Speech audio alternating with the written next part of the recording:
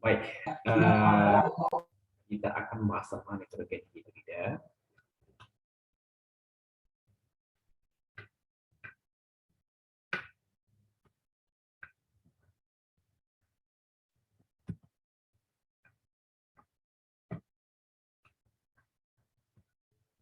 Apa itu hidrida? Hidrida itu kalau dia diberi kata kovalen dengan H, itu aja. Misalnya Anda lihat di sini ada nitrogen dengan H, amonia namanya, termasuk kategori nitrogen hidrida ya. Hidrida ada H di sini. Especially kalau H itu bermuatannya negatif ya, hidrida. Karena akhiran ida itu menunjukkan adanya muatan negatif. Maka Anda punya NH3 ya. Anda punya N2H4 juga berdekatan dengan hidrogen. Nah, kemudian hidrogen azida dengan N3H. Ini contoh dari hidrida dari nitrogen. Jadi kita punya senyawa biner, senyawa biner. Apa itu biner? Hanya dua unsur yang berikatan. Unsur berbeda yang berikatan. Apa tuh? Yaitu N dengan H. Kemudian apa yang itu? Hidrida dia. Hidrida berarti ada hidrogen salah satu. Maka untuk hidrogen, hidrida kita punya amonia, hidrazin, dan hidrogen azida. Ini adalah nitrogen hidrida yang kita bahas pada hari ini. Kita mulai yang pertama, yaitu amonia. Amonia NH3. NH3 rumusnya, ini adalah hidrida nitrogen. Yang pertama, ikatan antara nitrogen dengan hidrogen. Ya, ikatan kovalen dan kita punya satu buah lone pair. Ini adalah amonia. Strukturnya amonia Lewisnya seperti ini. Ini bentuk molekulnya amonia, dan ini adalah lautan amonia yang kita gunakan sehari-hari. Mungkin di rumah Anda ada ini. Amonia digunakan untuk pembersih biasanya ya, pembersih. Nah, kemudian apa sifat dari amonia NH3 ini? Yang pertama adalah colorless, dia nggak berwarna, ini kan nggak ada warnanya, bening. Kemudian basah, dia besok basah, ada NH3. Oh, gimana kok dia jadi basah? Nah, biar heran ya, kok bisa jadi basah? Nah, ini penjelasannya ada di bawah ini nanti. Kemudian poisonous gas, gas beracun with very strong smell. Ini gas yang beracun sebenarnya, dan baunya sangat sangat terasa baunya. Sehingga kalau Anda praktikum di labor anorganik atau organik yang menggunakan amonia, itu ruangan satu labor itu bisa terasa sengatan bau amonia. Jadi ini bau yang tajam dari amonia ya. Itu gas beracun juga. Gas termasuk gas beracun amonia. Kemudian dissolves readily in water, mudah larut dalam air. Inilah amonia. Dan buktinya sekarang apa nih? Dalam ini adalah larutan amonia yang dibuat dengan mencampurkan amonia dengan air, sehingga kita punya larutan amonia. Apa buktinya? Ini aqueous, angka ini menunjukkan dia Anda sedang melarutkan amonia dalam pelarut air. Berapakah kelarutannya? Banyak. 50 gram per 100 gram air. Banyak sekali kan? Jadi kalau ini sebenarnya Anda punya 60 gram, dalam 100 gram air, misalnya, Anda punya 100 gram air, tambahkan ke sana sampai 50 gram amonia, larut dia. Nah, itu contoh kelarutan yang tinggi dari amonia. Kemudian density 0,88 gram per mililiter. Jadi density-nya lebih ringan daripada air ya. Air sendiri density-nya itu adalah 1 gram per mililiter. Amonia 0,88 gram per mililiter. Begitu. Kemudian aqueous ammonia solution. Jadi ini adalah aqueous ammonia solution. Ini lambangnya. Jadi kita punya lambang aqueous, itu menunjukkan air sebagai pelarut. Berarti Anda melarutkan amonia dalam air, nanti akan ada lambang aqueous. Kalau dia cair aja, maka namanya adalah hanya NH3 liquid. Kalau dia adalah gas, maka NH3 gas. Tergantung kepada apa fase dari bahan kimia Anda. Nah, untuk lambang aqueous amonia larutannya ini NH3 aqueous, artinya Anda menggunakan air sebagai pelarut. Anda buat nih air sekian volumenya, ini air di sini ya. Tambahkan amonia Anda, mungkin adalah amonia cair atau amonia gas gitu. Maka dia akan masuk di sini dan kemudian menjadi larutan amonia. Ya. Kemudian kembali. But misleadingly called ammonium hydroxide. Sering sekali orang mendengar istilah NH4OH untuk mengatakan amonia. Dalam buku-buku penuntun praktikum bisa jadi Anda jumpa ini ya. Dalam buku-buku kimia mungkin Anda menemukan amonia, orang tulisnya NH4OH. Orang tulis amonia dengan NH4OH. Nah, begitu. Padahal ini kan berbeda kan. Ini adalah NH4OH, amonium hidroksida, berbeda dengan amonia. Termasuk juga ini. Jadi aqueous amonia itu orang menyebutnya dengan NH4OH. Padahal ujungnya itu adalah ini kan.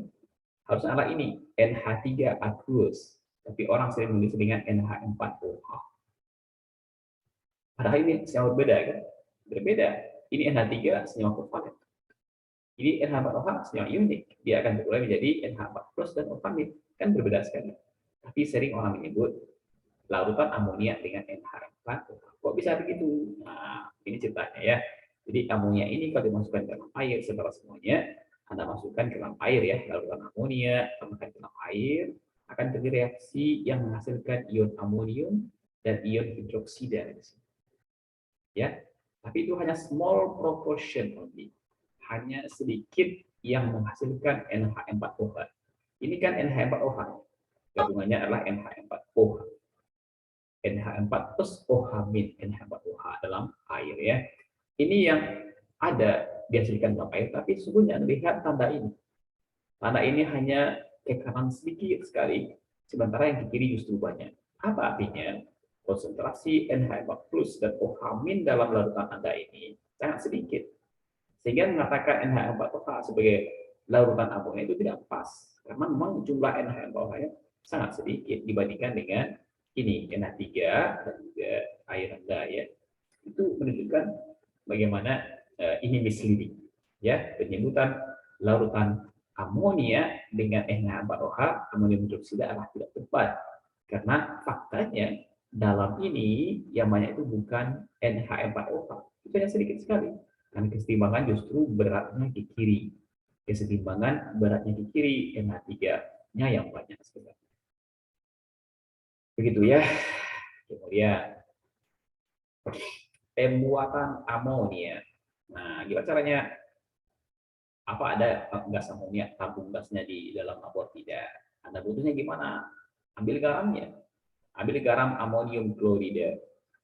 Tambahkan basa CaOH 2 kali. Panaskan, nanti terbentuk garam baru dan juga gas akan keluar. Itulah gas amonia. Ini reaksinya ya. Dan ini amonia itu mudah bereaksi dengan oksigen udara ya menjadi nitrogen dan air. Dan ini reaksi yang eksotermik. Reaksi yang apa nih? Yang sangat spontan. Jadi di udara dia spontan bereaksi menghasilkan nitrogen dan air. Dan ini adalah sangat spontan ditunjukkan dengan harga delta G yang sangat negatif. Jadi spontan sekali ya, sangat spontan reaksi antara amonia dengan oksigen di udara. Dan dalam jumlah mol yang lebih besar, kalau oksigennya lebih banyak, kalau ini lebih terbatas, tapi Anda kasih pula di sini pemanasan dibantu oleh platina, katalis. Ini adalah katalis. Platina itu adalah katalis ya. Maka dia akan mengubah amonia menjadi nitrogen oksida dan H2O gas. Dan ini pun reaksi yang sangat spontan. Dan menghasilkan zat yang sangat negatif. Nah, ini contoh cara-cara pembuatan amonia semuanya, di mana termasuk reaksi-reaksi dengan amonia. Ini reaksi amonia yang dua ini. Anda lihat apa yang terjadi ketika dia berinteraksi dengan gas oksigen. Kemudian reaksi amonia dengan klorin akan bereaksi. Ya wajar ya, amonia dan klorin sendiri kan merupakan suatu senyawa yang sangat reaktif. Halogen reaktif. Dan dia bereaksi dengan ini, amonia menghasilkan nitrogen dan asam klorida. Dan asam klorida sendiri juga bereaksi dengan amonia, menghasilkan garam amonium klorida. Jadi ada namanya amonia, ada namanya NH4+. Ini namanya adalah amonium. Ini namanya amonium ya. Kalau ini namanya amonia. Amonia. Ini adalah namanya berbeda, maka Anda harus tahu apa mana nama-nama di sini. Dan dia adalah strong Lewis base. dia merupakan basa Lewis yang sangat kuat. Lagi, apa itu basa Lewis? Kita punya asam dan basa. Ini bisa dijelaskan dengan macam-macam. Ada namanya Arrhenius. Arrhenius merumuskan apa itu asam dan basa. Ada namanya Lewis, dia rumuskan apa itu asam dan basa. Ada namanya Bronsted-Lowry, ya, dia rumuskan apa itu asam dan basa. Nah, kembali ke sini, sebelum bahas ini ya, saya punya amonia. Dikatakan di sini dia bersifat sebagai basic basa. Kira-kira di mana Anda tahu dia adalah basa? Kalau saya punya NaOH, Anda mudah mengatakan basa. Saya punya KOH, Anda dengan cepat mengatakan basa. Dari mana Anda tahu? Ada OH-nya. Ada OH-nya. Jadi gitu kan? Ada OH-nya di sini. Nah, lebih tepatnya itu adalah Anda menjelaskan NaOH sendiri, manakala dilakukan dalam air, akan menghasilkan apa? Na plus tambah dengan OH min. Kan begitu, aqueous dan aqueous di sini. Jadi, dengan menggunakan inilah yang dikatakan oleh Arrhenius sebagai asam basa, yaitu segala sesuatu yang dilarutkan dalam air akan menghasilkan ion OH min. Maka NaOH adalah basa. Maka semuanya, gimana cara mengatakan bahwa amonia adalah basa? Gimana caranya? Sama. Anda larutkan dengan air, nih. Maka dia akan menghasilkan NH4 plus tambah OH min. Maka ini bereaksi malah ya. Bereaksi hidrolisis, bereaksi dengan air ya. Di mana dia akan menghasilkan OH min setelah itu. Berarti kita punya persamaan yang juga sama oleh Arrhenius di atas ini ya. Persis dia menghasilkan OH min. Di sini pun ada OH min. Maka NH3 adalah basa. Jadi kita bisa menggunakan konsep Arrhenius yang mengatakan bahwa jika sesuatu yang di dalam air menghasilkan OH min adalah basa, maka persamaan yang ada di bawah ini adalah itu. Ya. Kemudian itu menurut Arrhenius. Sekarang menurut Lewis juga bisa menjelaskan tentang bagaimana sifat basa dari amonia. Contohnya ini, saya punya persamaan NH3 sama dengan BF3, menjadi BF3NH3. Begitu. Nah, sebelum sana saya ingin tahu dulu, apa itu definisi dari asam basa menurut Lewis? Silakan. Apakah asam? Apakah basa menurut Lewis?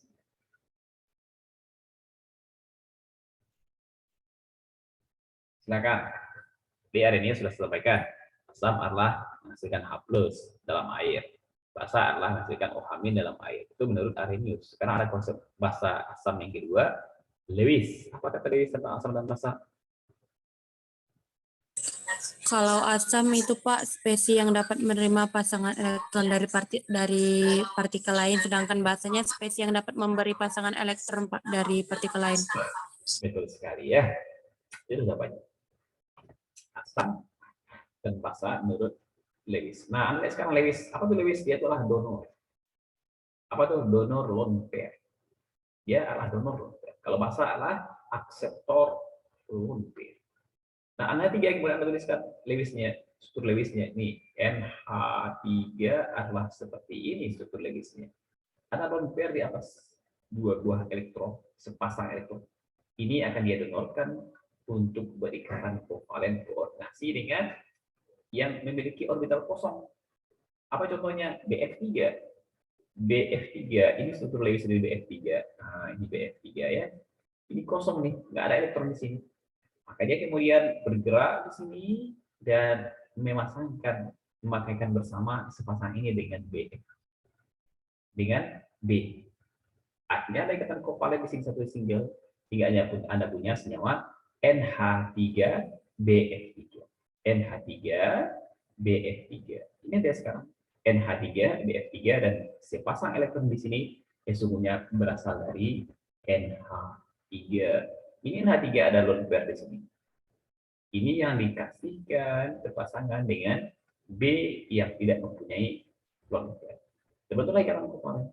Dan Anda sudah mendapatkan pasangan asam basa Lewis.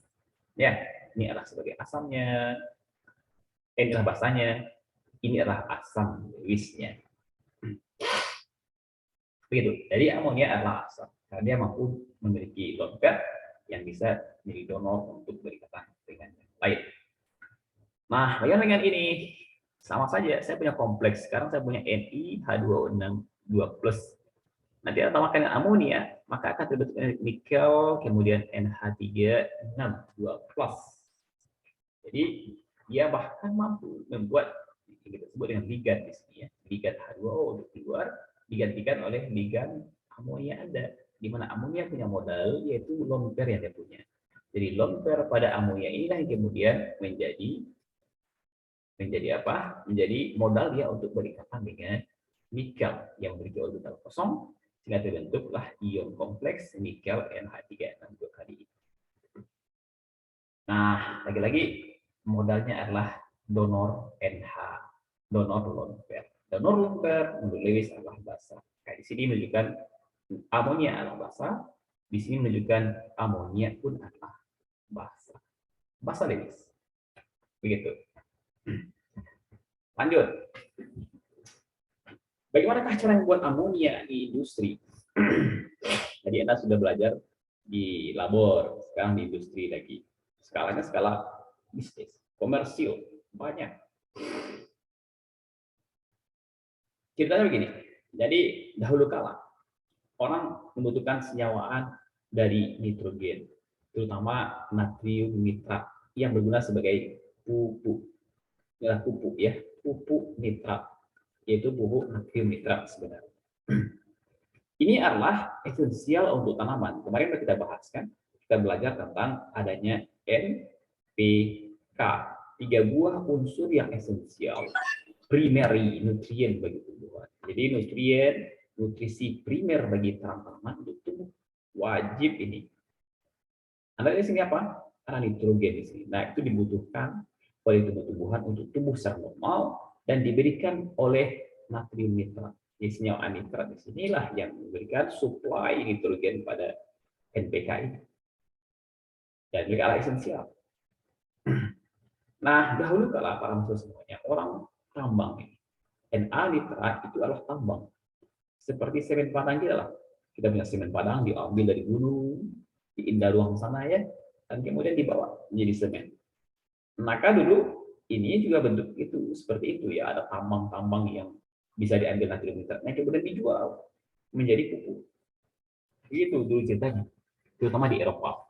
Di Eropa itu seperti itu. Nah, sayangnya kemudian orang makin banyak. Sementara ini tambang nggak bisa diperbaharui.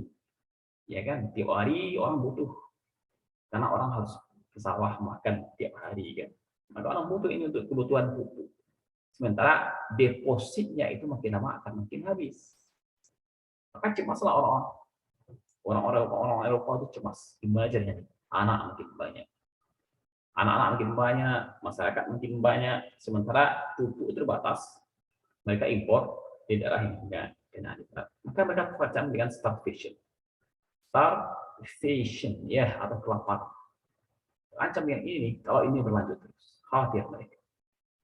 Maka butuh cara untuk find method, untuk menemukan metode forming nitrogen compound, membentuk senyawa nitrogen dari unlimited resource of unreactive N2+. Begitu. Berpikirlah orang-orang ya, para ilmuwan kimia pada masanya. Mereka udah tahu rumusnya apa nih? Na nitrat, terutama nitrat.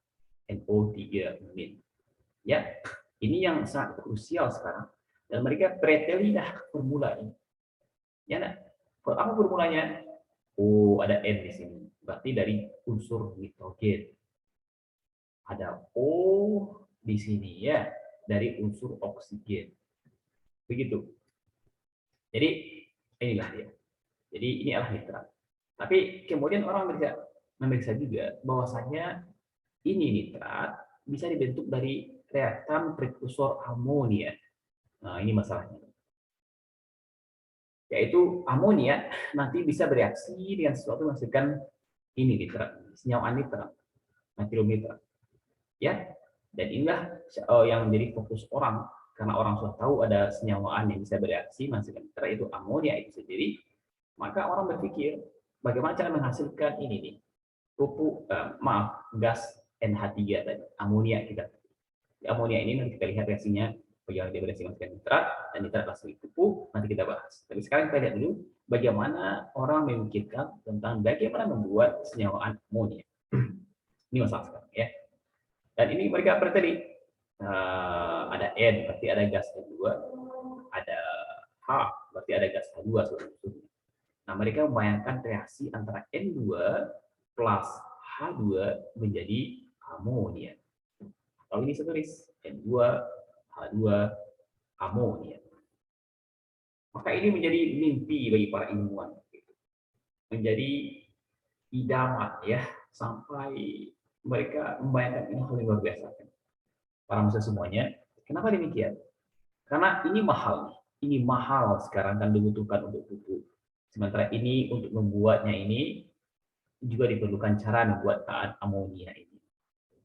Sementara kalau ada preteli, ada N2 di sini, ada H2. Maka ini betul-betul merangsang pemikiran dari orang-orang ilmuwan. Gimana caranya supaya Anda bisa mendapatkan amonia dari unsurnya yaitu N2 dan H2 yang keduanya berlimpah ruah, abundant, ya, berlimpah ruah. Bahkan Anda buka saja mata Anda, sudah nampak itu sudah ada di sekitar Anda itu gas nitrogen. Dan kita sudah belajar kemarin, nitrogen itu hampir 70% di atmosfer itu adalah gas nitrogen. 75% adalah gas nitrogen. Artinya di atmosfer kita ini, di kamar Anda, di rumah Anda, di halaman rumah itu nitrogen melimpah ruah tersebut. Banyak sekali. Gratis, ambil saja. Ini murah meriah. Ya, tersedia banyak yang melimpah di atmosfer. H2 juga demikian. H2 juga bisa dibuat. Ya, bisa dibuat dengan menggunakan macam-macam. Ada banyak sumber yang air adalah sumber gas H2 kan. H2 ini ada yang tertulis ada H2 akan keluar. Kemudian kita punya steam reforming. Ya, steam reforming juga akan menghasilkan gas H2. Jadi ini juga banyak sebenarnya. Bagaimana menghasilkan gas hidrogen itu adalah hal yang juga tidak sulit. Kalau begitu, orang berpikir bagaimana menghasilkan barang-barang yang berharga, yaitu amonia ini dari barang yang melimpah ruah tersedia di halaman. Itulah nitrogen dan hidrogen. Maka ini waktu itu salah satunya menjadi suatu mimpi para ilmuwan supaya reaksi ini bisa terjadi. Bagaimana reaksi dari amonia, pembentukan amonia dari nitrogen dan hidrogen. Begitu. Nah, siapakah yang memikirkan? Ada namanya Fritz Haber. Ini orang Jerman.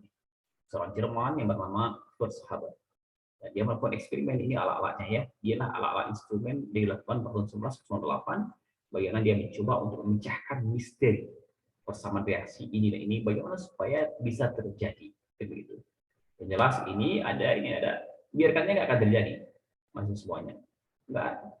Bahkan di udara juga banyak kan, N2 banyak di udara, H2 juga bisa muncul ke udara, tapi mereka nggak berbentuk amonia, mereka nggak bereaksi bentuk amonia.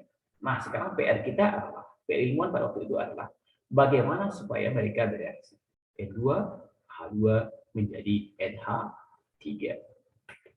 Nah sekarang mari kita coba membahasnya ya, apa yang telah mereka lakukan pada waktu itu. Maka pada tahun 1908 Haber itu melakukan eksperimen reaksi nitrogen, hidrogen menjadi amonia. Maka dia mencoba melihat rumusnya dan juga melihat sifat eksotermiknya. Ternyata ketika diperiksa ternyata dia itu merupakan reaksi yang entalpi yang negatif. Delta H-nya kecil dari 0. Berarti reaksinya reaksi yang eksotermik. Eksotermik.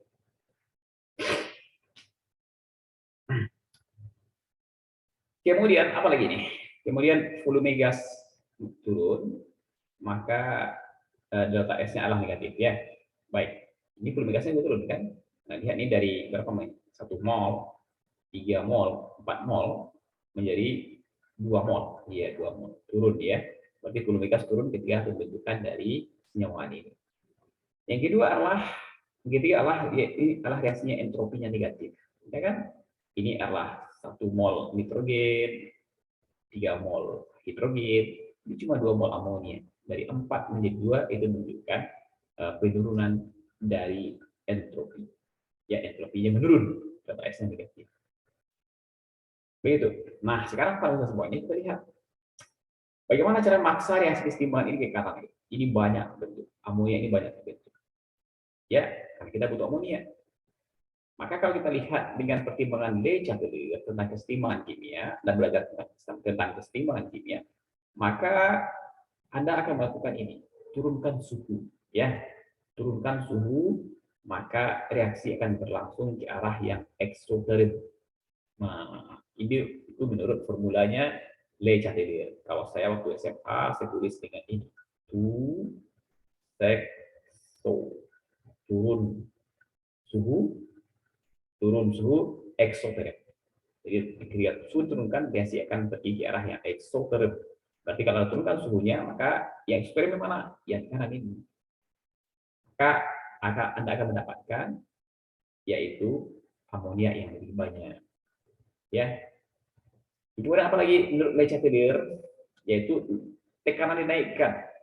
Kan saya punya ketika SMA dulu, guru kimia saya mengajarkan ini besar, kecil, mocil. Ini guru kimia saya dulu mengajarkan pas SMA.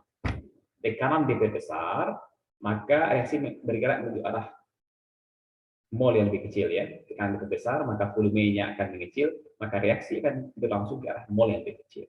Ya kan? Maka Anda lihat sekarang, ini berapa molnya? 4 mol di sini, 1,3. Ini berapa molnya? 2, berarti 3 dari 4 menjadi 2 berarti turun. Ya, mol lebih kecil di sini. Maka kalau Anda turunkan, Anda naikkan temperatur, maka reaksi akan bergeser ke arah amonia yang H3 ini. Kenapa? Karena molnya lebih kecil, yaitu 2, dibandingkan dengan 4 di sebelah kiri. Nah, inilah prinsip Le Chatelier untuk mensiasati persamaan reaksi ini agar berlangsung dengan baik ke arah kanan. Tapi, however, pada suhu yang rendah akan terjadi selalu itu ya. Kalau suhu Anda turunkan, reaksi lambat. Kalau Anda ingin menaikkan kecepatan reaksi, Anda pasti energi panaskan. Nah, sekarang Anda bekerja pada suhu rendah. Anda bekerja pada suhu rendah, otomatis kecepatan reaksinya juga rendah. Wah, sia-sia aja kan? Masa berhari-hari menunggu baru selesai reaksinya? Ini persamaan yang percobaan yang sangat melelahkan. Maka ini nggak efektif kalau hanya menentukan suhu, bukanlah solusi. Kemudian, apa lagi caranya? Dengan katalis. Oh, iya, dia menggunakan katalis macam-macam, ternyata juga ada masa limit untuk partikel minimum temperature. Inilah yang dijumpai oleh para ilmuwan pada waktu itu, terutama Haber dalam percobaan. Ya, tentang bagaimana performa baik Anda mengotak-atik Le Chatelier ya, ataupun mengubah suhu dan tekanan. Ternyata waktu itu belum ketemu mana titik optimumnya, mana yang paling bagus untuk menghasilkan amonianya begitu.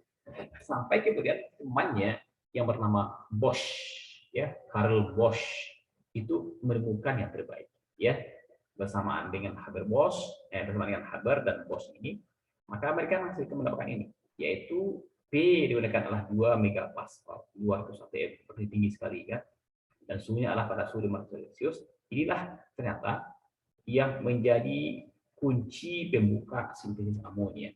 Jadi setelah melakukan serangkaian eksperimen, dicobakan pada tekanan sekian, dicobakan pada suhu sekian, maka mereka mendapatkan yang terbaik itu pada tekanan 200 atm, suhu reaksi ini pada suhu 500 derajat Celcius. Maka mereka sukses akhirnya membuat amonia. Dan ini menjadi temuan yang sangat berharga pada masa itu. Karena amonia inilah menjadi bahan untuk buat nitrat. Nitratlah menjadi bahan untuk pupuk tadi. Begitu. Ya. Tapi apa yang terjadi setelah itu? Ini terjadi pada tahun 1908. Sementara eksperimen terus berlanjut sekian tahun kemudian, dan itu kemudian sampai bertemu dengan pada tahun terjadinya Perang Dunia Pertama ya, Perang Dunia Pertama, yaitu pada tahun 1915 sampai dengan 1918. Begitu. Inilah Perang Dunia antara Jerman dan teman-temannya melawan tentara Sekutu. Perang dunia seperti ini ya. Ini contoh bagaimana mereka menggunakan amonia yang dijadikan sebagai bahan peledak. Jadi amonia itu bahan yang bisa dijadikan sebagai pembuat bom. Inilah pemandangan di Inggris, ini kota London habis dibombardir oleh tentara Jepang. Dia menggunakan bahan peledak. Jadi Jerman ini semuanya itu sangat surplus dengan bahan peledak. Kenapa? Karena mereka ini orang Jerman semua. Bos orang Jerman, Haber orang Jerman, dan mereka sukses menghasilkan tahu cara buat amonia, dan amonia ini juga adalah bahan pembuat bom. Mereka digunakan oleh militer Jerman teknologi ini untuk membantu mereka dalam perang melawan negara-negara sekutu. Begitu ya. Inilah tentang sejarah tentang. Nah, sekarang kita masuk hidrazin sebagai yang kedua ya, tentang